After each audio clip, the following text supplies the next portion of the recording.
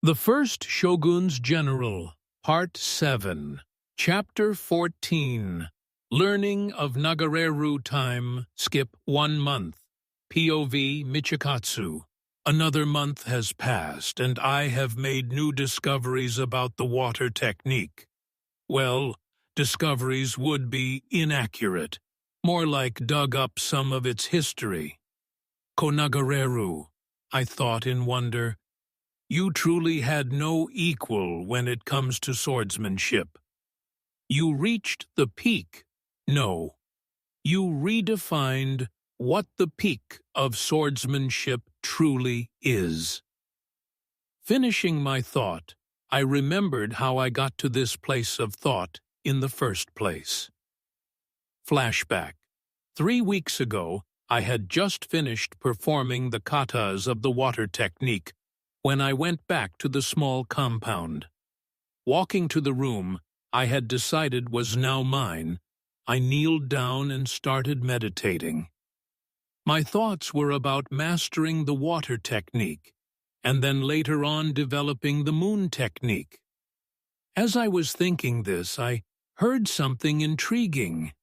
Due to being a demon, I have all my senses heightened to a new degree of sharpness.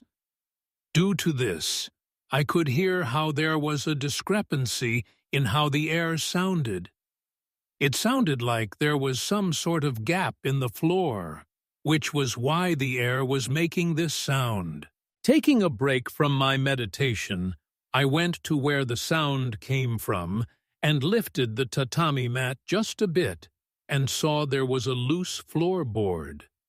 I lifted the floorboard, which to my surprise was there on purpose. For when I lifted it, I saw a small book laying there. The book was not that large or too small, just the right size. It was old as well. The cover looked worn with time yet still looked to be in an okay condition, like time decided to freeze the book's aging at a certain point. I gently picked the book off the ground and flipped the cover over. The words on the first page left me in shock. Konagareru's Journal. It was as if I had discovered an ancient artifact of great renown. That was the feeling in my chest as I continued staring at those words. Eventually I broke from my trance and kneeled to properly read the journal. Flashback. End. The first page was just about who he was, like a small biography of sorts. It didn't give me much information about him, other than an interesting quote of his: "If people say something is impossible, ignore them. They don't know what they are talking about." It was certainly an interesting quote, though from then on I wondered if I would still have my complete sanity when I was done reading that book.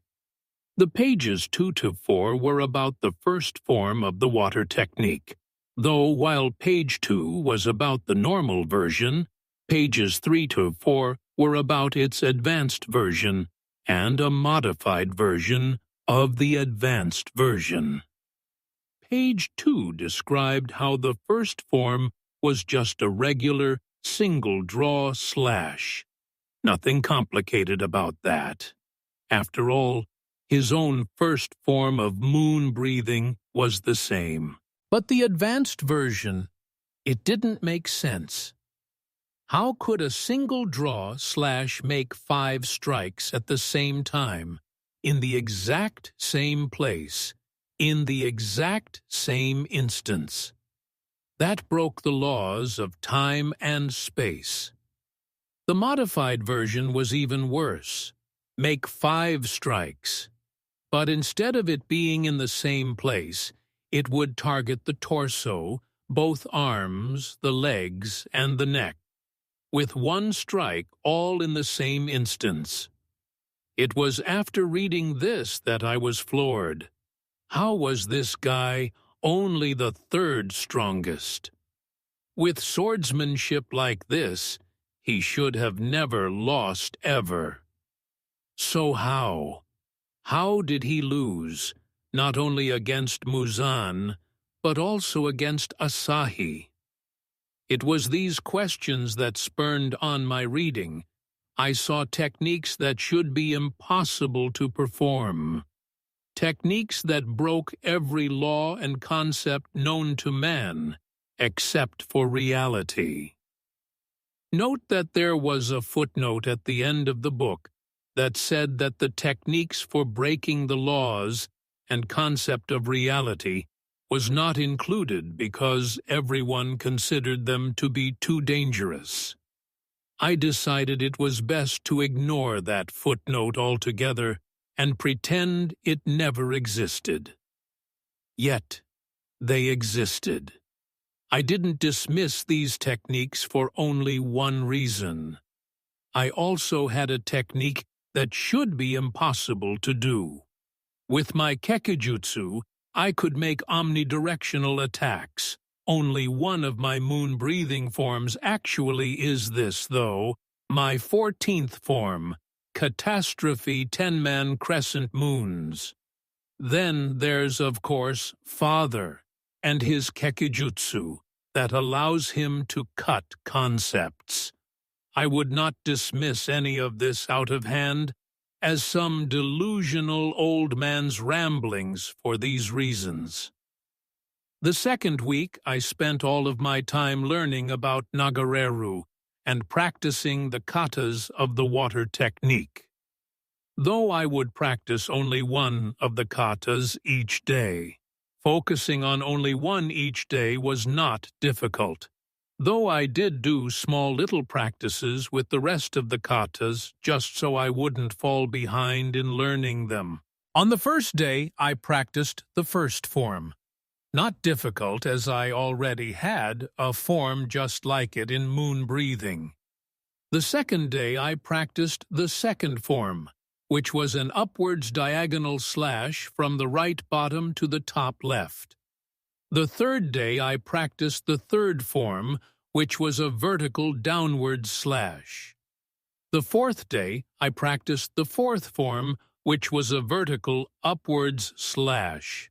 The fifth day, the fifth form I practiced, it was a diagonal top right downwards to left bottom slash.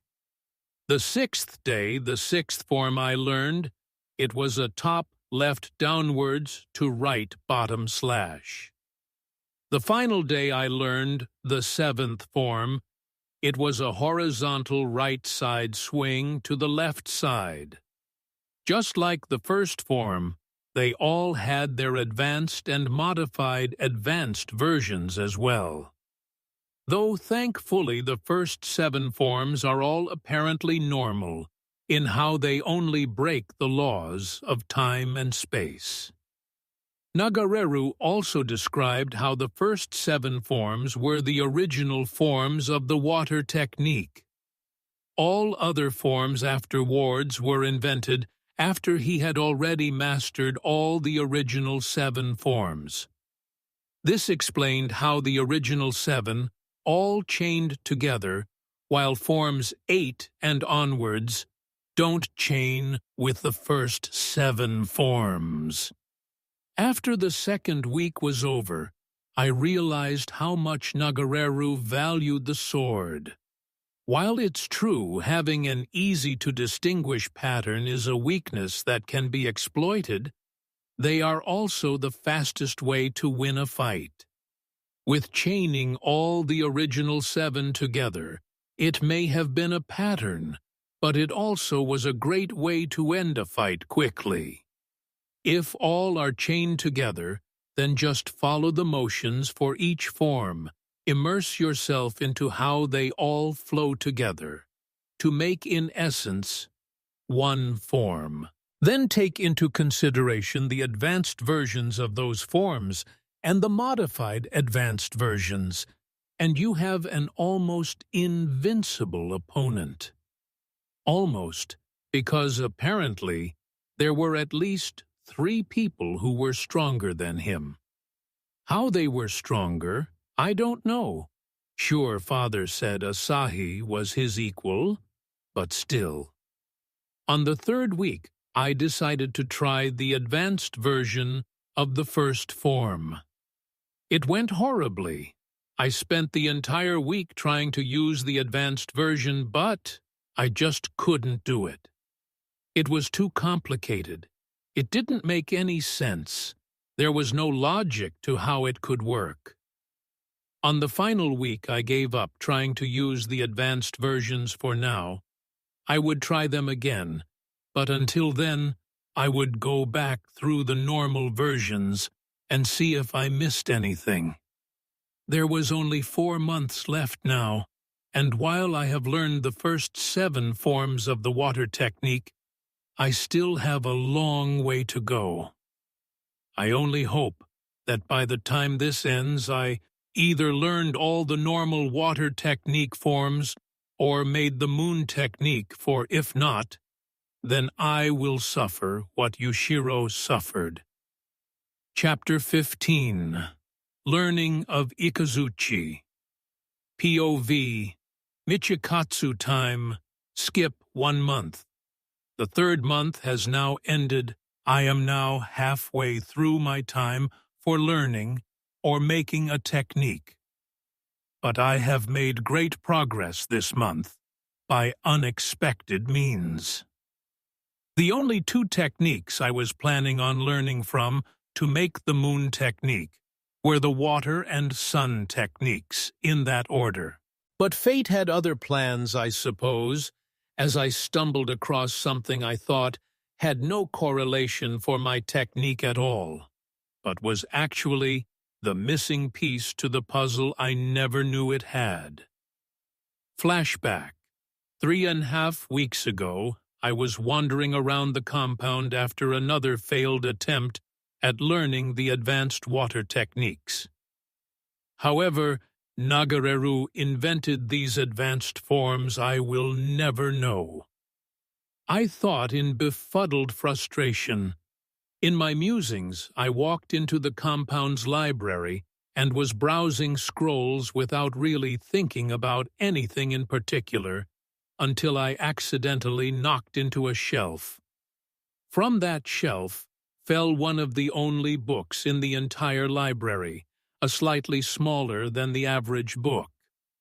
I picked it up without much thought and was going to put it back until I saw the title, Lightning Technique, A Guide to Speed Precision. I said out loud with mild curiosity. I decided to at first give the book a quick browse, then put it back, and continue my absent-minded searching until I saw who the author was. Author Waka Ikazuchi. I said, stunned.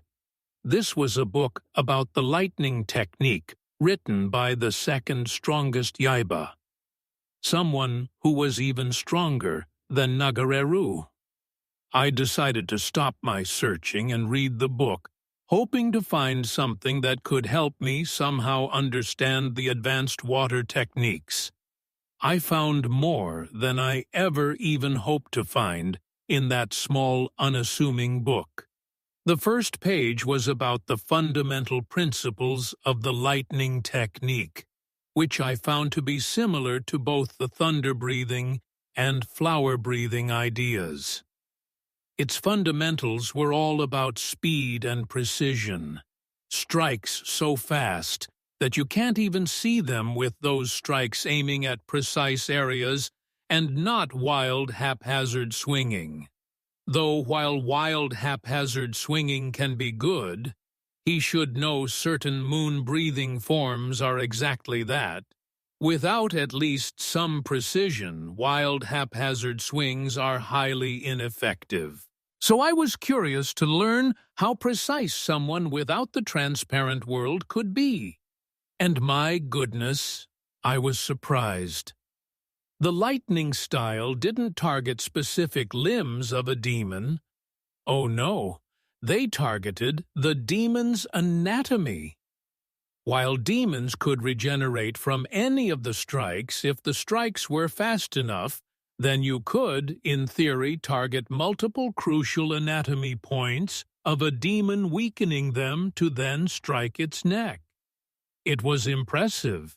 To target the demon's anatomy rather than their limbs was an impressive strategy. To do so without the use of the transparent world, even more so. Flipping through the rest of the pages, I read about the different forms, and to my surprise, there were only 3. This was a very powerful technique, yet there were only 3 base forms. While there was advanced versions like the water technique, unlike the water technique, they didn't break the laws of space or time or any other concepts.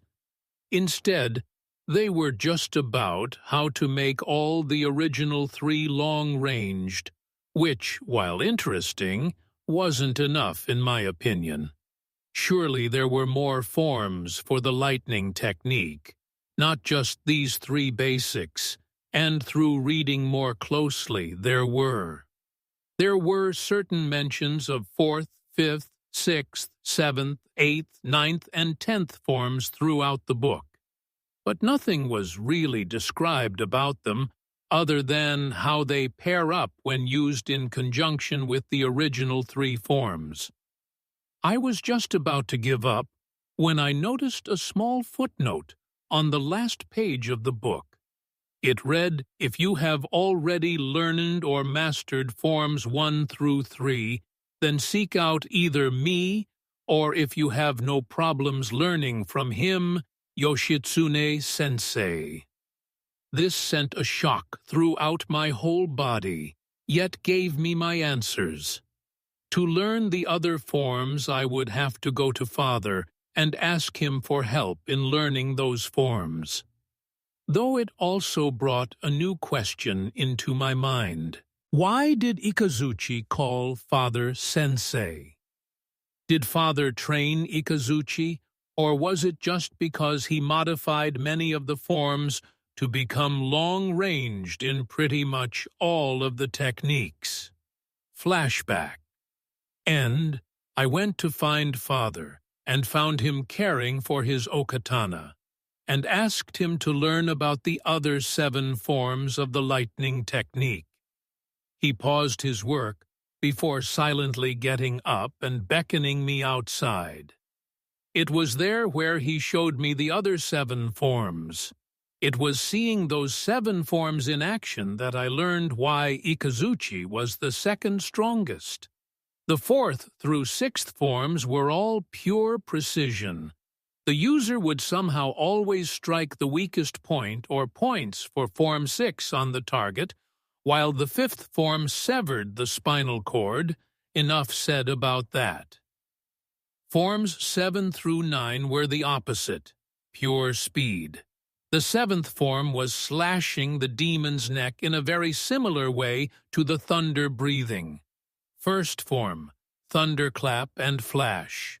But instead of having to resheathe the blade like in thunder breathing, the form can be used either in the sheath or out of the sheath, making it much more effective in battle. The 8th form was like the 7th form in all ways, but the first way was that unlike the 7th form, there were 2 strikes. The second way was that instead of 1 single fast movement, there were 2. The first strike was just like the 7th form. The second strike was just like a recircle back, aiming for the spinal cord. Terrifying form. Never want to be on the receiving end of it. The 9th form was different, as instead of attacking it was an evasive form. This means that it is designed to not decapitate demons, but to evade them. It worked similar to the sun-breathing form Fake Rainbow, in that it made an after-image. This being the only similarity, as unlike Fake Rainbow the 9th form makes ironically, 9 after-images. And they can all still inflict damage on a demon, most broken form I have ever seen. And I invented Catastrophe 10-Man Crescent Moon, and Yorichi invented the 13th form of sun-breathing. It was the 10th form, though, that gave me shivers. It was a perfect mix of speed and precision. The user would make 10 after-images on the first strike. Then they would make another 10 on the second strike. On the third strike, they would make another 10. This would lead up until after the 10th and final strike. There would be, if the demon hadn't destroyed any of the after-images, 100 after-images. And while none of them can inflict any damage, the demon doesn't know that until they realize it themselves. Father also said that usually only around 20 to 35 of the after-images remain after the move is completed, and those after-images still can't attack. Father also said that if at any point the strike is interrupted, then all after-images will disappear. Great distraction and show of overwhelming speed, but not all that great when it comes to attacking. Until I realized that this form was how Ikazuchi was stronger than Nagareru. Ikazuchi was faster than Nagareru, so he could use this form. And unless Nagareru could determine where Ikazuchi was, or interrupt one of the 10 strikes, then Nagareru could not win. It was after the whole demonstration and revelation of how Ikazuchi was stronger than Nagareru, when I remembered something else I wanted to ask Father. Father, why did Ikazuchi refer to you as sensei in his book? Asking this, I saw Father pause momentarily before a slight smile spread across his face, because I was the one who personally taught him how to be a demon slayer. Father answered in a wistful tone with nostalgia seeming to cover his eyes. I was shocked at the news, though at the same it made sense. Ikazuchi was only 19 years old when he died, and Father had at that point already been training with the other Yaibas for around 27 years, and Ikazuchi would have been born in the year 1270, so Father would have already established himself by that point as a trustworthy person by the time Ikazuchi would have joined the Technique Corps, most likely when Ikazuchi was 13, so in the year of 1283, thus already spending 21 years training with the Yaiba, and most likely long since earning all of their trust. I regained my thoughts back and went to go train the lightning technique. It was during the first week I learned the first 3 forms, mainly because of the transparent world. In the second week, I had Father help me learn forms 4 through 6. Half a week later, he helped me learn 7 through 9, and in the final week, 2 things happened. The first was that I learned the 10th form, and the second was that I thought of how to incorporate the speed and precision of the lightning technique into the moon technique. I already was one of the fastest demons alive, and speed played a great part in moon breathing, so learning about the lightning technique and incorporating the speed and precision of the technique into the moon technique would be perfect with the already great evasiveness and flow of the water technique. Though I was now truly on the clock, as only 3 months remained, while I had learned the water technique, I did not know how to perform its advanced forms or the lightning technique's advanced forms.